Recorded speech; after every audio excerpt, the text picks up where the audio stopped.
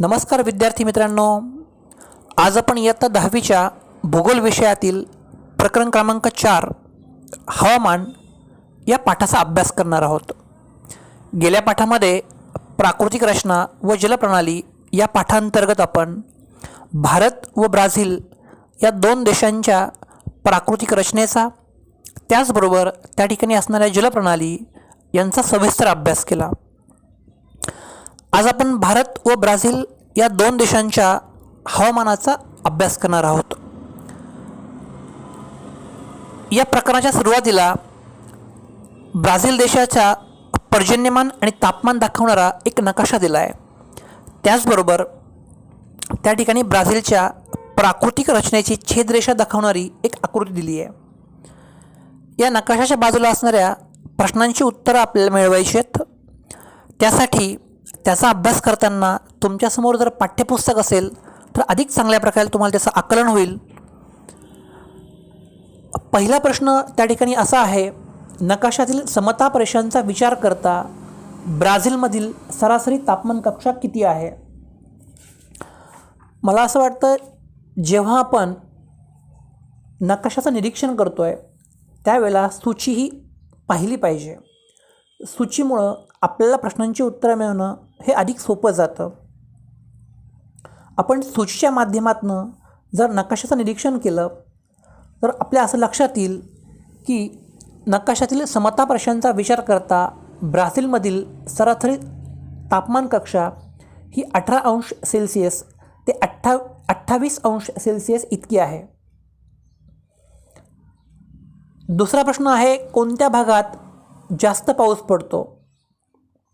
तर पर्जन्यमानासाठी ज्या काही रंगांच्या छटा दिल्यात त्याचा जर आपण बारकाईने अभ्यास केला तर आपल्या लक्षात येईल की ब्राझीलमधील अमेझॉन नदीच्या खोऱ्यात जास्त पर्जन्य पडतं आहे. पुढचा प्रश्न आहे, ब्राझीलकडे कोणत्या कोणत्या दिशेने वारे वाहतात? तर तुम्ही जर नकाशाचं निरीक्षण केलं आणि जर तुम्हाला दिशांचं चांगलं आकलन असेल तर ब्राझीलच्या ईशान्य व आग्नेय दिशेने वारे ब्राझीलकडे वाहतात. त्याला संलग्न त्यांनी पुढचा प्रश्न विचारला आहे, त्यामागचे काय कारण असू शकतं? तर आपल्या असं लक्षात येईल की ब्राझीलच्या उत्तर भागातून विषुववृत्त जाते. विषुववृत्ताजवळ कमी दाबाचा पट्टा निर्माण होतो आणि मग ब्राझीलमधील इतर ठिकाणी ज्या ठिकाणी जास्त दाबाचा पट्टा आहे त्या ठिकाणाहून विषुववृत्ताजवळील कमी दाबाच्या पट्ट्याकडे वारे वाहतात, हे त्याचं कारण आहे. पुढचा प्रश्न आहे, या वाऱ्यांना कोणता अडथळा निर्माण होतो?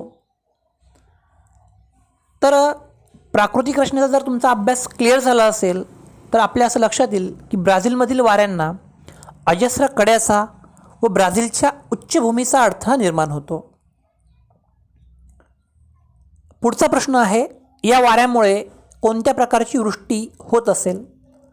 तर वृष्टीचे जे काही आपण प्रकार शिकलोत त्यामधील प्रतिरोध प्रकारची वृष्टी या ठिकाणी होते. पुढचा प्रश्न आहे, या वाऱ्यांचा व पर्जन्याचा सहसंबंध जोडा. तर यासाठी आपल्या लक्षात येईल की दक्षिण अटलांटिक महासागरातून आग्नेय व ईशान्य दिशेने येणारे बाष्पयुक्त वारे अजस्र कड्याद्वारे व ब्राझीलच्या उच्चभूमीद्वारे अडवले जातात. त्यामुळे हे वारे अजस्र कड्याला व ब्राझीलच्या उच्चभूमीला अनुसरून वर जातात. जेव्हा वरती गेल्यानंतर थंड हवेमुळे त्याची सांद्रीभवन क्रिया घडून येते व प्रतिरोध प्रकारचा पर्जन्य त्या ठिकाणी पडतो. पुढचा प्रश्न आहे, कोणत्या भागात सरासरी तापमान कमी आहे? तर ब्राझीलमधील पॅरेग्वे पॅराना खोरे या भागात सरासरी तापमान कमी आहे. ब्राझीलमधील पर्जन्य छायेचा प्रदेश कोणता आणि तेथील हवामान स्थिती सांगा असं आपल्याला विचारलं आहे. तर ब्राझीलच्या ईशान्य भागात पर्जन्य छायेचा प्रदेश आढळतो. या भागातील वार्षिक सरासरी पर्जन्याचे प्रमाण 0 मिलीमीटर ते 500 मिलीमीटर या दरम्यान असते. कोणत्या भागात सरासरी तापमान जास्त आहे? तर विषुववृत्ताजवळील प्रदेशात सरासरी तापमान हे जास्त आहे. अक्षवृत्ताचा विचार करता पुढचा प्रश्न आहे, अक्षवृत्तांचा विचार करता ब्राझीलमधील कोणत्या प्रदेशात समशीतोष्ण हवामान असेल? आपण जर अक्षवृत्तांचा विचार जर केला तर ब्राझीलमधील मकर वृत्ताच्या दक्षिणेस म्हणजे अतिदक्षिण बाजूस समशीतोष्ण हवामान असेल. पुढचा प्रश्न आहे, 0° ते 5° उत्तर व दक्षिण या पट्ट्यात वाऱ्याची स्थिती कशी असेल? नकाशा जर निरीक्षण तुम्ही बारकाईने केलं तर 0° ते 5° उत्तर या पट्ट्यात वाऱ्याची स्थिती ईशान्य दिशेकडून विषुववृत्ताकडे आणि 0° ते 5° दक्षिण या पट्ट्यात वाऱ्याची स्थिती आग्नेय दिशेकडून विषुववृत्ताकडे अशी असेल. या नकाशात वितरण दाखवण्याची पद्धत कोणती आहे असं विचारलं आहे.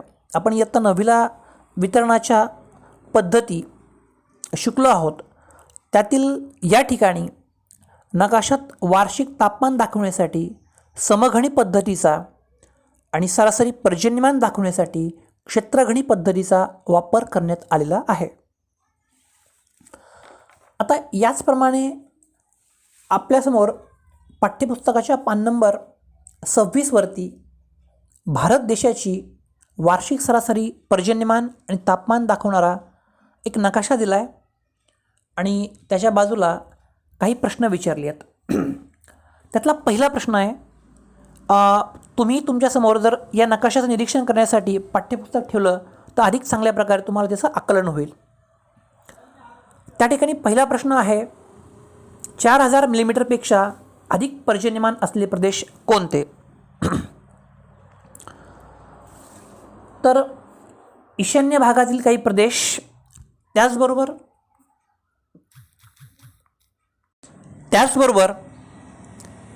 पश्चिम किनारपट्टीचा दक्षिणेकडील प्रदेश हे भारतातील अधिक पर्जन्यमान असलेले प्रदेश होत. दुसरा प्रश्न आहे, कमाल आणि किमान तापमानाचे प्रदेश कोणते? तर भारतातील थरचे वाळवंट आणि द्वीपकल्पीय प्रदेश हे कमाल तापमानाचे आणि हिमालय पर्वतीय प्रदेश हा किमान तापमानाचा प्रदेश आहे. या ठिकाणी कमीत कमी तापमान असतं. पुढचा प्रश्न आहे, तापमान कोणत्या दिशेकडे वाढत जाते? तर भारताच्या दक्षिण दिशेने तापमान हे सर्वसाधारणपणे वाढत जाते. नकाशामध्ये वाऱ्याची दिशा कोणती दाखवली आहे आणि या वाऱ्याचे नाव काय असावे?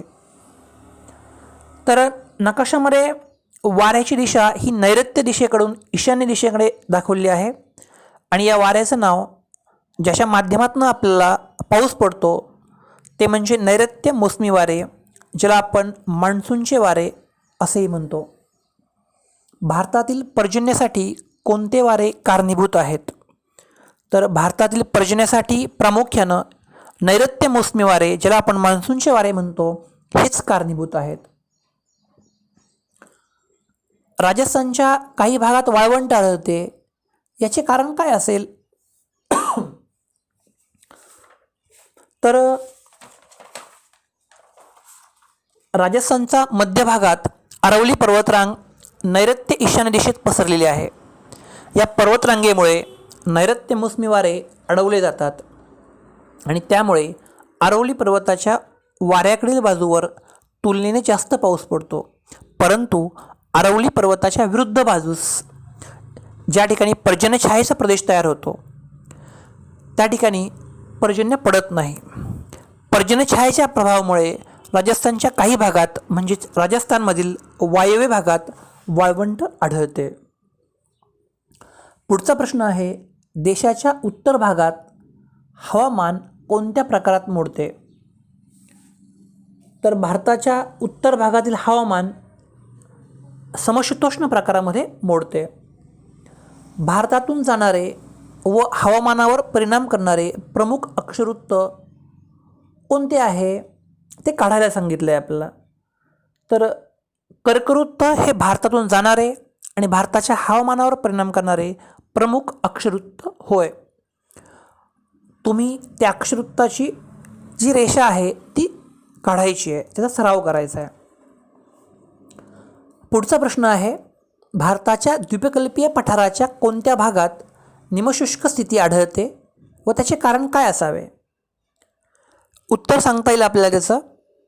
भारताच्या द्वीपकल्पीय पठारावरील पश्चिम घाटाच्या पूर्वेकडील भागात मध्यभागी निमशुष्क स्थिती आढळते. हा भाग पश्चिम घाटाचा पर्जन्यछायेचा प्रदेश असल्यामुळे येथे निमशुष्क स्थिती आढळते.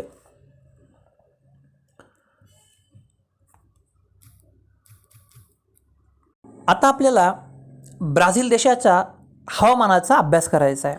पाठ्यपुस्तकामध्ये पान क्रमांक 27वरती ब्राझील देशातील 4 प्रमुख शहरांची माहिती दिली आहे.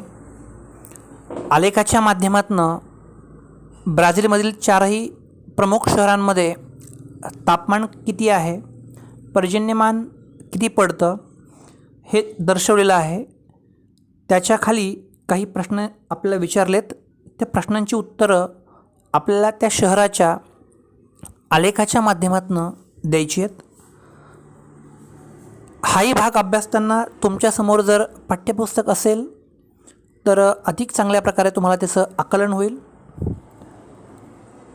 पाठ्यपुस्तकातील पान क्रमांक 27वरती पहिला प्रश्न आहे, 4ही शहरातील तापमान कोणत्या महिन्यात सर्वात जास्त आहे?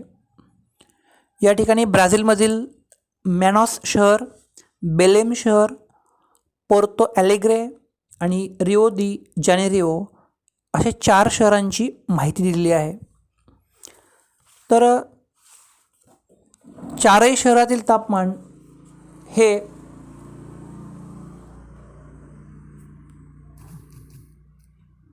तर मॅनॉस शहरात ऑगस्ट ते ऑक्टोबर या महिन्यात, तर बेलेम शहरात जून ते डिसेंबर या महिन्यात, पोर्तो ॲलेग्रे या शहरामध्ये जानेवारी व फेब्रुवारी महिन्यामध्ये आणि रिओ दी जानेरिओ या शहरात फेब्रुवारी महिन्यात तापमान सर्वात जास्त आढळते.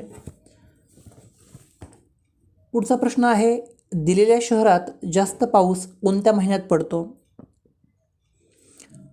तर मॅनॉस शहरात मार्च महिन्यामध्ये हा पाऊस जास्त पडतो, बेलेम शहरात मार्च महिन्यात, पोर्तो ॲलेग्रे शहरात ऑगस्ट आणि सप्टेंबर महिन्यात आणि रिओ दी जानेरिओ या शहरात डिसेंबर, जानेवारी व मार्च महिन्यात जास्त पाऊस पडतो. पुढचा प्रश्न आहे, ब्राझीलमधील पर्जन्य ऋतूचा कालावधी कोणता? असं म्हटलं तर वावगं ठरणार नाही की ब्राझीलमध्ये जवळपास वर्षभर पाऊस पडतो, परंतु सर्वसाधारणपणे सप्टेंबर ते नोव्हेंबर आणि मार्च ते मे हा ब्राझीलमधील पर्जन्य ऋतूचा कालावधी आहे. कोणत्या शहराची तापमान कक्षा सर्वाधिक आहे व ती किती आहे? मॅनॉस, बेलेम, पोर्तो ॲलेग्रे आणि रिओ दी जानेरिओ या 4 शहरांपैकी मॅनॉस या शहराची वार्षिक सरासरी तापमान कक्षा सर्वाधिक आहे आणि ही तापमान कक्षा सुमारे 23° ते 33° इतकी आहे. रिओ दी जानेरिओमध्ये सर्वसाधारणपणे कोणत्या प्रकारचे हवामान असेल? या शहरामध्ये सर्वसाधारणपणे दमट स्वरूपाचे परंतु तुलनेने सौम्य स्वरूपाचे हवामान असेल. आता आपल्याला ब्राझीलमधील तापमानाबद्दल अधिक माहिती घ्यायची आहे. ब्राझीलमध्ये या देशाचा अक्षवृत्तीय विस्तार हा अधिक असल्यामुळे हवामानामध्ये विविधता आढळते. जसे आपण विषुववृत्ताजवळ जाऊ त्या ठिकाणी उष्ण हवामान, तर दक्षिणेकडे मकर वृत्ताच्या खाली गेल्यानंतर हवामान हे समशीतोष्ण आढळते. आग्नेय तसेच ईशान्य दिशेकडून येणाऱ्या पूर्वीय वाऱ्यांपासून या देशामध्ये पाऊस पडतो. ब्राझील उच्चभूमीचा काही भाग उत्तरेकडील किनाऱ्यापर्यंत आहे. समुद्रावरून येणाऱ्या वाऱ्यांना अजस्र कड्यांपासून अडथळा निर्माण होतो. त्यामुळे किनारी भागात प्रतिरोध प्रकारचा पर्जन्य पडतो, परंतु उच्चभूमीच्या पलीकडे या वाऱ्याचा प्रभाव हा कमी होतो. त्यामुळे उच्चभूमीच्या पलीकडे अत्यल्प पाऊस पडतो. ब्राझीलमधील हा पर्जन्य छायेचा प्रदेश आहे आणि हा प्रदेश ईशान्य दिशेस आढळतो. या शुष्क प्रदेशास अवर्षण चतुष्कोन असेही संबोधतात.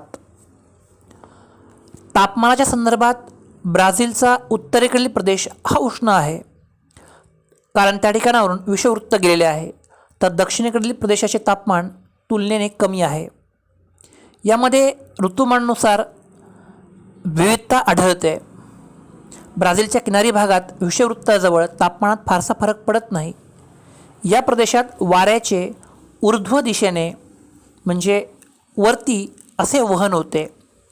तसेच व्यापारी वाऱ्यांचा एकत्रीकरणाचा पट्टा या भागामध्ये निष्प्रभ ठरतो.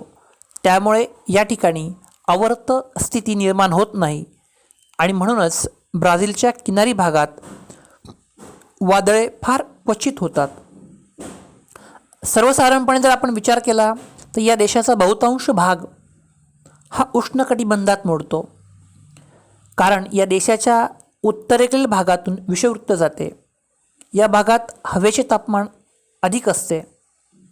अमेझॉनचं जे खोरं आहे त्या ठिकाणी तापमान 25 अंश ते 28 अंश सेल्सिअस इतके असते.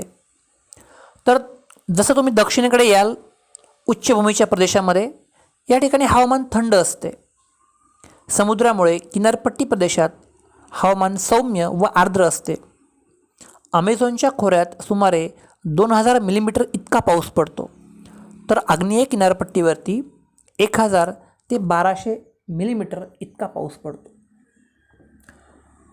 हे झालं ब्राझीलच्या हवामानाबद्दल, त्या ठिकाणी पडणाऱ्या पर्जन्याबद्दल. आता आपण भारत देशाचा अभ्यास करणार आहोत.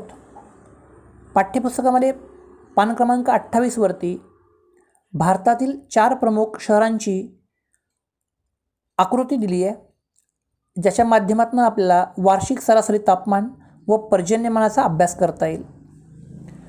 भारतातील दिल्ली, कोलकाता, मुंबई आणि चेन्नई या 4 शहरांचा अभ्यास आपल्याला करायचा आहे. बाजूला काही प्रश्न दिले आहेत, त्यातला पहिला प्रश्न मी वाचतो आहे. तत्पूर्वी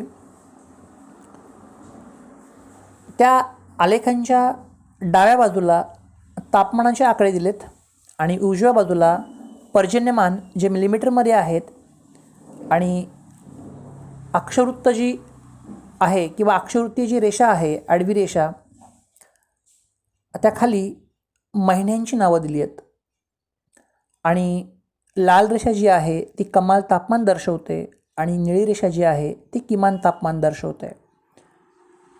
चला तर मग आपण या प्रश्नांची उत्तरं घेऊयात. पहिला प्रश्न आहे, चेन्नई व उर्वरित ठिकाणांच्या पर्जन्याच्या काळामध्ये तुम्हाला कोणता फरक आढळतो आणि का? भारतातील बहुतांशी भागामध्ये जून ते सप्टेंबर या 4 महिन्यांच्या कालावधीमध्ये पाऊस पडतो, हे आपल्या सर्वांना माहिती आहे. चेन्नईत सर्वसाधारणपणे मे ते डिसेंबर या 7 ते 8 महिन्यांच्या कालावधीत पाऊस पडतो. भारताच्या दक्षिणेकडील भागात नैऋत्य मोसमी वारे व ईशान्य मोसमी वारे या दोन्ही वाऱ्यामुळे पाऊस पडतो. मान्सूनच्या परतीच्या पावसामुळे उर्वरित भारताच्या तुलनेत चेन्नईत सर्वसाधारणपणे मे ते डिसेंबर अशा 7 ते 8 महिन्यांच्या कालावधीमध्ये पर्जन्य पडतं. दुसरा प्रश्न आहे, दिल्ली व कोलकाता यांच्या तापमान वक्रात कोणते साम्य आढळते? तर या दोन्ही शहरांच्या कमाल व किमान वक्रांची उंची सर्वसाधारणपणे जानेवारी ते मे महिन्यांच्या कालावधीमध्ये वाढत जाते. कमाल व किमान तापमानांच्या वक्राची उंची सर्वसाधारणपणे ऑगस्ट ते नोव्हेंबर महिन्यांच्या कालावधीमध्ये कमी होत जाते. आहे, 4ही शहरांची सरासरी कमाल व किमान तापमान कक्षा काढा. तर कोलकाता या शहराची सरासरी कमाल व किमान तापमान कक्षा 9 अंश सेल्सिअस ते कमाल 37 अंश सेल्सिअस इतकी आहे. दिल्ली या शहराची सरासरी कमाल व किमान तापमान कक्षा 6 अंश सेल्सिअस ते कमाल 41 अंश सेल्सिअस इतकी आहे. मुंबई शहराची 16 अंश ते 34 अंश इतकी आहे आणि चेन्नईची किमान 21 अंश सेल्सिअस ते कमाल 39 अंश सेल्सिअस इतकी तापमान कक्षा आहे. पुढचा प्रश्न आहे, कोणत्या शहराची तापमान कक्षा कमी आहे व त्यावरून कोणता अंदाज आपण करू? तर या चारही शहरांपैकी चेन्नई या शहराची तापमान कक्षा तुलनेने कमी आहे. त्यावरून आपल्याला असं लक्षात येईल की चेन्नई या शहराचे हवामान तुलनेने सम आहे. पुढचा प्रश्न आहे, कोणत्या शहराची तापमान कक्षा जास्त आहे व त्यावरून हवामानाचा अंदाज करायला सांगितला आहे? तर दिल्ली, कोलकाता, मुंबई आणि चेन्नई या 4 शहरांपैकी दिल्ली शहराची तापमान कक्षा जास्त आहे असं आपल्या लक्षात येईल आणि दिल्ली या शहराचे हवामान तुलनेने विषम स्वरूपाचे आहे. मुंबईचे तापमान व पर्जन्यमानाच्या आधारे हवामानाचा अंदाज करा. तर मुंबई शहराची सरासरी कमाल व किमान तापमान कक्षा किमान 16 अंश सेल्सिअस ते कमाल 34 अंश सेल्सिअस इतकी आहे आणि या शहरामध्ये पर्जन्याचे प्रमाण जून महिन्यात सुमारे 450 मिलीमीटर व जुलै महिन्यात 720 मिलीमीटर इतके आहे. आणि मुंबईचं तापमान जर आपण लक्षात घेतलं तर ते उष्ण व दमट या प्रकारचं आहे. भारतात कोणत्या महिन्यात जास्त वृष्टी होते असं विचारलं आहे? भारतात सर्वसाधारणपणे जून महिन्यात सर्वाधिक वृष्टी होते. या शहराचे सम व विषम हवामानात वर्गीकरण करा. तर मुंबई आणि चेन्नई हे सम हवामानाची शहरं आपण म्हणू शकू आणि दिल्ली व कोलकाता ही 2 शहरं विषम हवामानाची शहरं म्हणून ओळखली जातात. आता आपण भारत या देशातील हवामान या संदर्भात अधिकची माहिती घेऊयात. भारताचं हवामान हे मान्सून प्रकारामध्ये मोडतं. देशाच्या मध्यातून कर्कवृत्त गेल्यामुळे सूर्यकिरणे ही लंबरूप पडतात आणि त्यामुळे या प्रदेशात सरासरी वार्षिक तापमान हे अधिक असते. जसजसं आपण दक्षिणेकडे जाऊ तसतसं हे तापमान अधिक वाढत जाते. हिवाळ्यात जम्मू काश्मीर हिमालयीन पर्वतीय क्षेत्रातील काही भागात तापमान -40 अंशपेक्षाही खाली येते. भारतीय हवामानातील वैविध्य प्रामुख्यानं अक्षवृत्तीय स्थान व समुद्रसपाटीपासूनची उंची यामुळे निर्माण झालेली आहे. हिंदी महासागर व हिमालय पर्वताचा भारतीय हवामान व मान्सून निर्मितीवरती मोठा प्रभाव पडतो. हिमालयामुळे उत्तरेकडून येणारे जे काही अतिथंड वारे आहेत ते अडवले जातात. त्याचप्रमाणे नैऋत्य मोसमी वारे हिमालयाच्या शिवालिक व हिमाचल रांगांपासून परत फिरतात.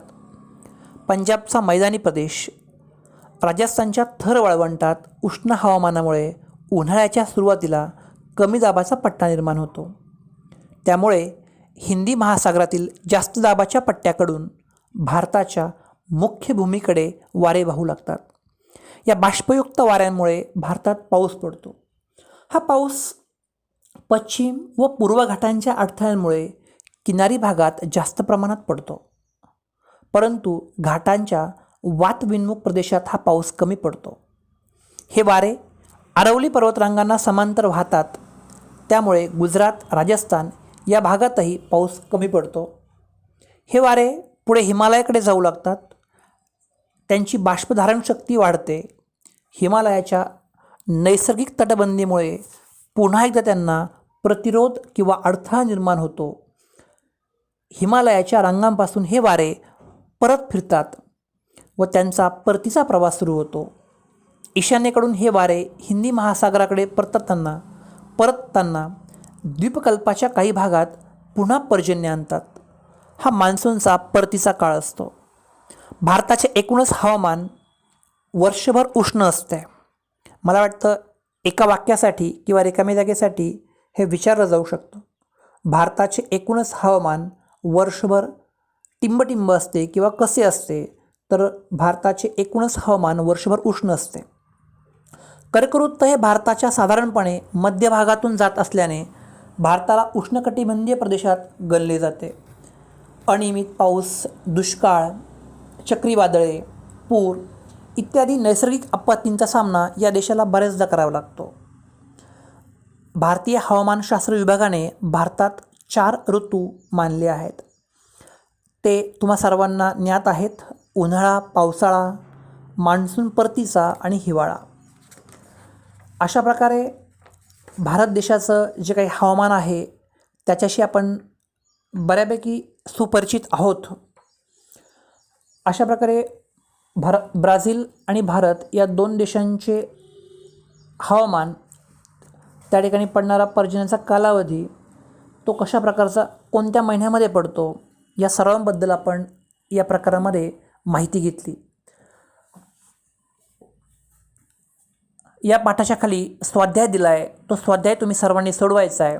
हा पाठ तुम्हाला अधिक चांगल्या प्रकारे समजला असेल असा आशावाद व्यक्त करतो. धन्यवाद मित्रांनो.